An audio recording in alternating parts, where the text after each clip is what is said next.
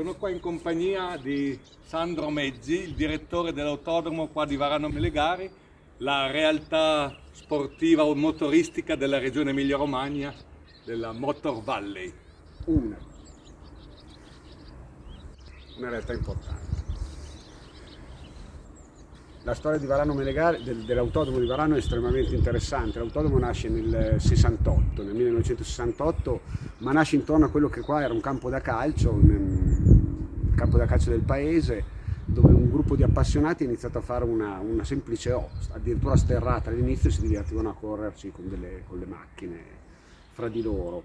Poi l'intraprendenza di questi ragazzi, ma con il nulla proprio, senza nessuna possibilità economica importante, cioè venivano qua a lavorare le aziende del territorio alla sera, dando una mano a questi ragazzi. Hanno iniziato a asfaltare intorno al campo da calcio, quindi è venuta fuori una banale O asfaltata, poi l'hanno leggermente allungata, insomma in vari passaggi in 3 anni sono arrivati ad avere una configurazione di 1800 metri e la pista venne ufficialmente inaugurata appunto nel 1972, ma questi primi 3 o 4 anni sono stati veramente anni incredibili, perché voglio proprio metterlo in evidenza, è stata la grande passione che ha mosso questi ragazzi a permettere di svilupparsi. Non esisteva neanche una società di gestione, questa è arrivata, pensate, solo nel 1980, quando è nata la Sogesa, che tuttora gestisce l'impianto.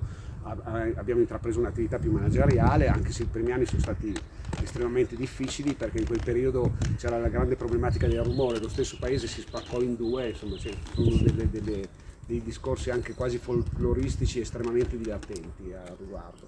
Nel tempo poi abbiamo iniziato a sviluppare le strutture, perché all'inizio era solo un nastro d'asfalto. Abbiamo iniziato ad avere anche le capacità delle persone che servono per organizzare le competizioni agonistiche, e quindi negli anni 80 si è messo in moto bene, iniziando a lavorare in tantissimi weekend. Comunque si lavorava solo ed esclusivamente per l'attività racing. È cambiato tutto negli anni 90, perché innanzitutto è entrato in società anche Andrea De Adamis con la scuola di guida, e quindi ha dato più continuità all'attività, e sono nati comunque dal punto di vista della domanda altre componenti, essenzialmente l'attività commerciale o di sviluppo tecnico dei mezzi e delle vetture. Gli anni 2000 sono stati anni di grande sviluppo, dovuto alla continuità del lavoro che siamo riusciti ad avere. Si lavorava già allora intorno alle 200 giornate all'anno. Negli anni 2000 insomma abbiamo sviluppato soprattutto le infrastrutture, gli uffici, i box, il ristorante, e abbiamo allungato all'inizio. Nel 2004 siamo arrivati alla configurazione attuale di 2350 metri. Gli anni 10 sono stati anche difficili, perché abbiamo avuto l'onda lunga della crisi della Lehman Brothers, ma la domanda ha ripreso abbastanza bene, e abbiamo fatto un'ottima scelta quando abbiamo deciso di differenziare l'attività, cioè dall'attività esclusivamente racing a quella commerciale. Abbiamo spinto molto sull'attività tecnica, e poi diversificando anche nella tipologia di utilizzo come mezzi. Ad esempio adesso noi facciamo attività di drifting, di supermotard, di accelerazione, gare di autostoriche, di motostoriche. Abbiamo davvero una varietà incredibile di manifestazioni. Nel 2022 considerate che abbiamo lavorato 324 giornate, giusto per dire quanto questo insomma è stato un po' la nostra forza, quella di riuscire a rispondere a diverse esigenze, grazie anche alla flessibilità del nostro personale e alla professionalità che è nata intorno all'autodromo stesso. Per dire, noi richiediamo delle figure professionali particolari che vanno dai cronometristi ai commissari di percorso. Il nostro territorio ha risposto molto bene e ci ha aiutato in questo.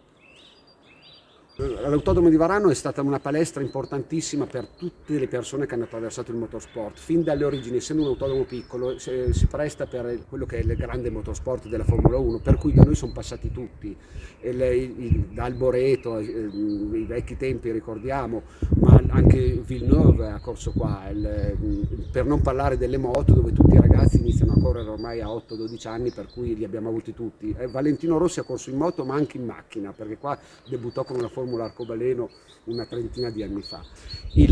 Ma un altro grande, oltre ad essere una palestra diciamo per i giovani per imparare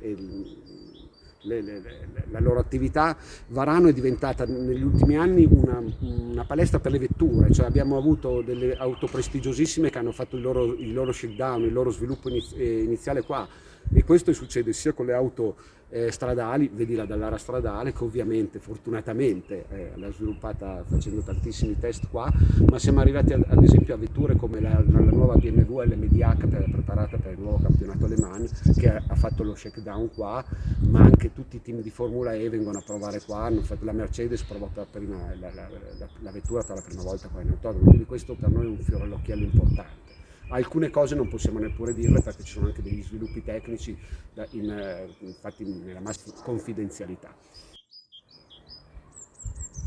Un altro aneddoto molto divertente riguarda il nostro amico Norberto. Lui è stato un'altra di quelle persone che ha testato qua a Varano, quando si è preparato per tutte le sue varie imprese, è venuto qua con l'handbike soprattutto. Ricordo anche Alex Zanardi che qua ha vinto più volte in macchina e poi è venuto a provare la sua handbike.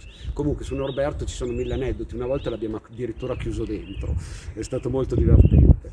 Io ero in macchina, stavo tornando a casa, leggo un messaggio: a man sarei dentro. Questo era il messaggio di Norberto che raggiungerei. Ciao caro Alberto. Grazie. Caro Norberto. Sandro, di Mansare dentro.